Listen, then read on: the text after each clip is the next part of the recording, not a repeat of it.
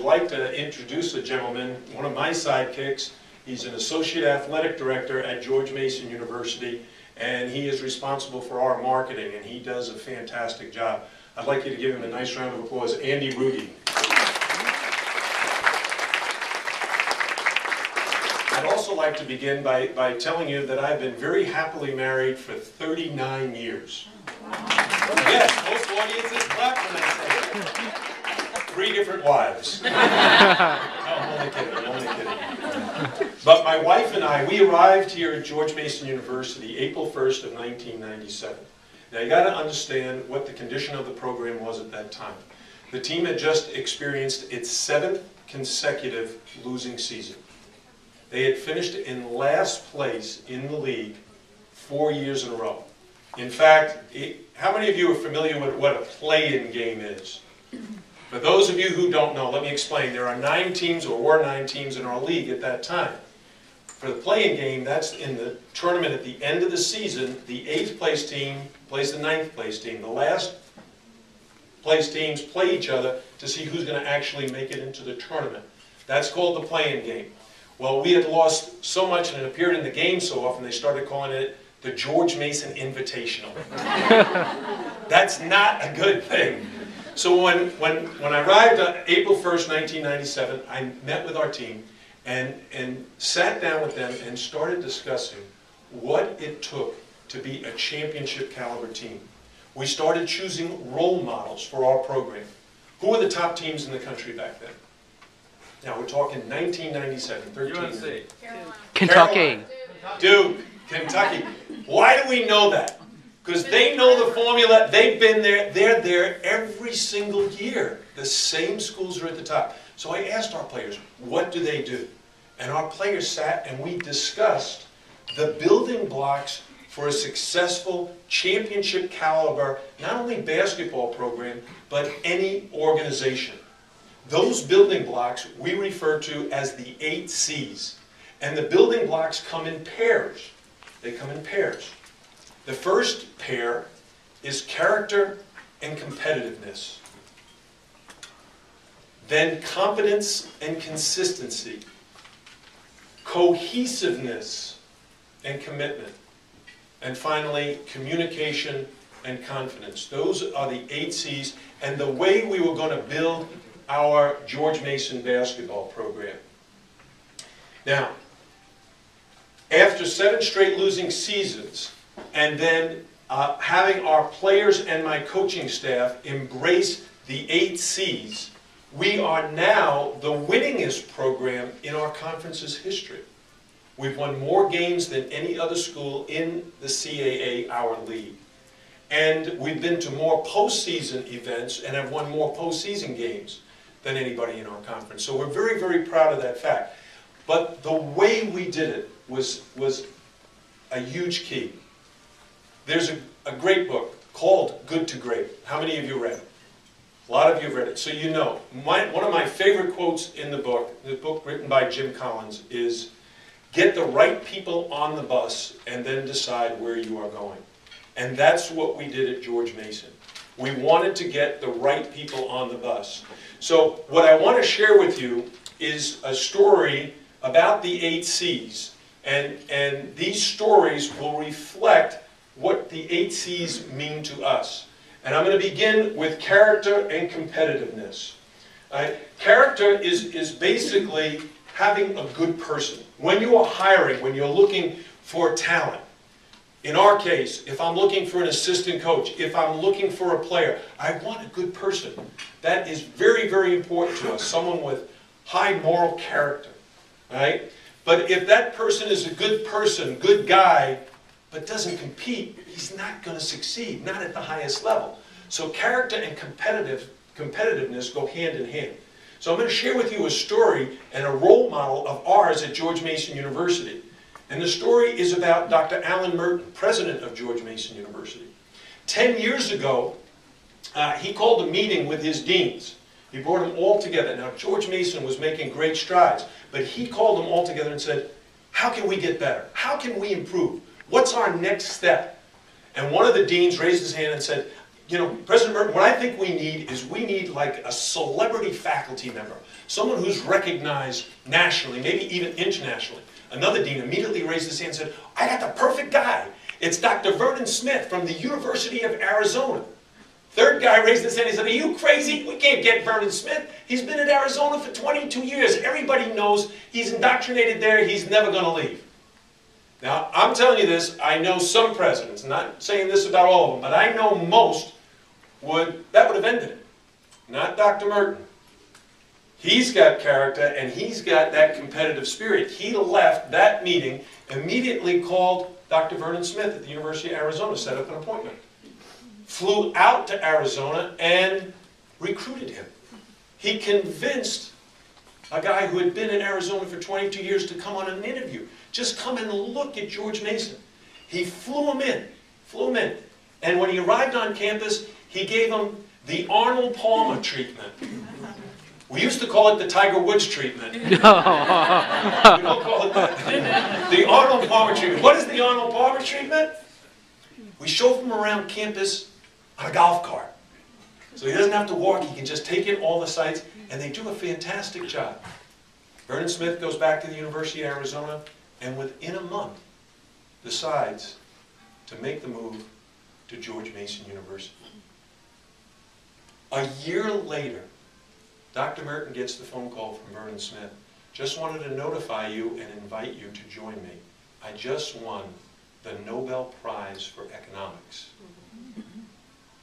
And Dr. Merton, whoa! So what ends up happening is Dr. Merton's character and competitive spirit would not allow him to leave that meeting with his deans and not at least give it a great effort.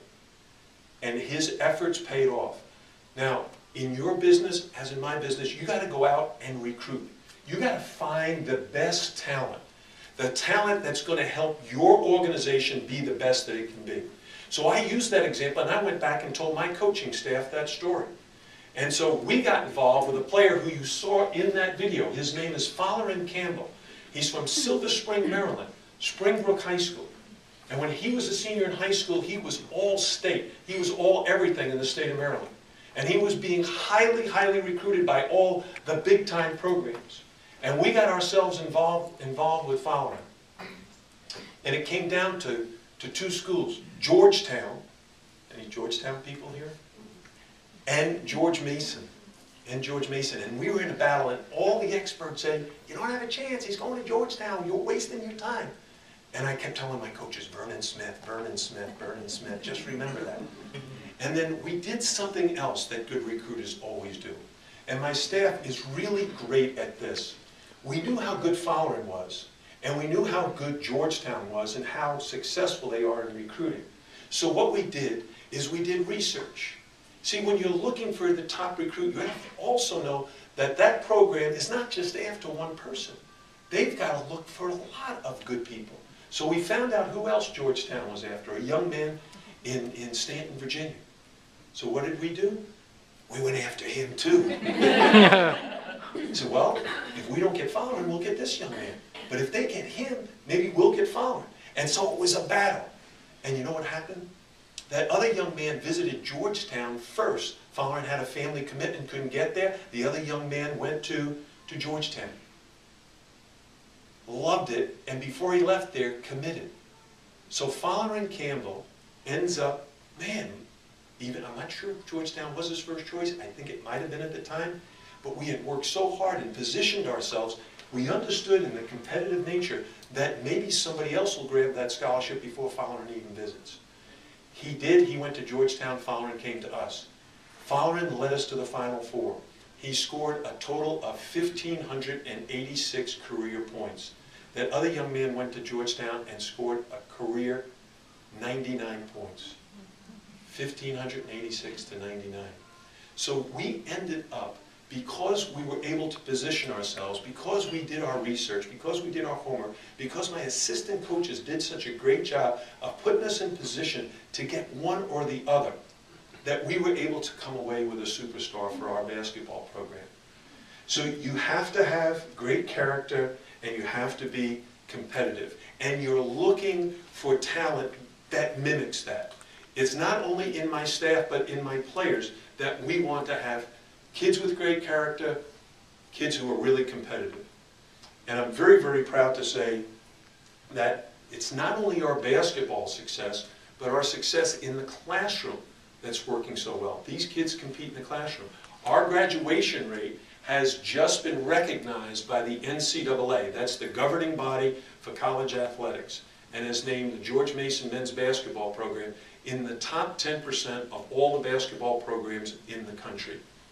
You can clap for that. We've graduated 100% of our players since we went to the Final Four. A lot of teams, after they have success, their players start leaving early. Our players have stayed and graduated. Now, the next story I want to share with you is the second set of building blocks. Character, competitiveness, competence, and consistency. What is competence? Competence is skills. Do you have the skills for your job? Consistency is, do you perform every day? Do you have the discipline to bring your best every day to the office? And that's what we're looking for. Somebody who has great skill at what they do. In coaching, it's recruiting, it's teaching the game, it's strategy. In recruiting a player, it's shooting, dribbling, passing, rebounding, defense, all of those skills, and have players who are so competitive they will bring those skills to work every single day. They have that kind of discipline. So let me ask you a question. How many of you are parents? Raise your hand. Raise your hand. Okay, a lot of you are parents. So how many of you think you're good parents? Did everybody raise their hand? Because I'm not raising my hand. At least not when I was young. I didn't know what the heck I was doing. My oldest boy is Jay. He's now 35 years old, and it's a miracle he was able to grow up with me being his dad. I'm serious. I had no idea how hard it was to be a father. My son, he's eating spaghetti, takes the bowl and puts it over his head. I'm laughing hysterically. My wife is, what are you doing? Bad habits. He'll start doing that in public. It'll be funnier in public. No, you can't do that. Oh, man. And then he got in trouble. When he started school, he got in trouble. And as soon as the teacher told me he got in trouble, I did what my dad did to me. Because I turned out all right. What did my dad do when I did something wrong? Come on, some of you must be in my generation. What did he do? Bang! He punched me. Ow! Are you kidding? Don't do that again. I won't. So Jay gets in trouble at school. Spank him. It was gone on a regular basis now. So you know what? I'm feeling terrible. I'm feeling terrible about my parenting skills. It's awful to feel that way. I'm going to bed at night. I'm scarring this kid. What am I doing wrong? So one night I go to a dinner party. I'm at a dinner party and a guy comes up to me and says, hey, I'm a big basketball fan. I was at the University of Virginia at the time in Charlottesville. Comes up to me and talk about the basketball team a little bit. I said, hey, what do you do? And he says, I'm a child psychologist. What's your name again? Dr. Jerry Saffer. Hey, Jerry, can I ask you a couple of questions about parenting? And he starts sharing with me some advice as to how to parent better. Right? One of the things he tells me, which I think is ridiculous, he says, ask your son how you're doing. He said, what do you mean? He said, ask your son if there are things that he'd like you to change. Really? Okay, so the next day, now my son Jay goes to St. Anne's Belfield Elementary School, and I'm driving him to school the next morning, and I can't just ask him, I got to come up with something more creative than that. So I said to him, hey Jay, if you had Aladdin's lamp, and the genie granted you 3 wishes about things that you might want to change in Dad, what would they be? Is that pretty cool or what? Yeah. Right? But this was his response. Without hesitation, and it absolutely froze me. He said, I would only need 2. 2? Okay, what are they? That you would quit spanking me, and you wouldn't go away so much. Oh, I almost cried. I feel like crying now. I dropped Jay off. I went to my office. I got on the phone. Who did I call? My wife. What do? Do I have to quit my job? She said, call Jerry Saffer. He got me into this. Yeah.